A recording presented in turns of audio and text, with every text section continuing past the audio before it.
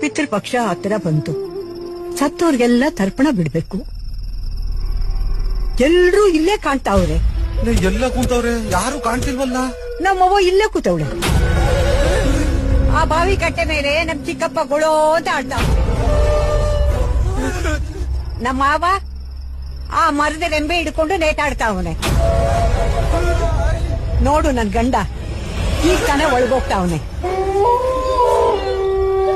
ನಾಯಿ ಬೇರೆ ಸತ್ತೋಗ್ತಿದೆ. ಅದನ್ನು ನಾನೇ ಸಾಕಿದ್ದೆ.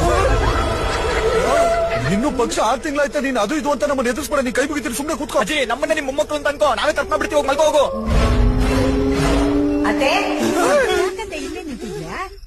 ಯಾಕೋ ಅಜ್ಜಿ ಒಬ್ಬೊಬ್ರು ಮಾತಾಡ್ತಾರೆ. ಹೀರೋ ಬರೋ ಅಜ್ಜಿ ಸಂಬಂಧಿಕರೆಲ್ಲ ಇಲ್ಲ ಅವರಲ್ಲೂ. ಲೇ, ಈ ಟೈಮ್ ನಾವೆಲ್ಲ ಒಟ್ಟಿಗೆ ಇದ್ರೆ ಅವ್ ಹತ್ರ ಬರಲ್ವಂತೆ. ಅಲ್ಲ, ಹಿಡ್ಕೊಳ್ಳೋ, ಕೈ ಹಿಡ್ಕೊಳ್ಳೋ.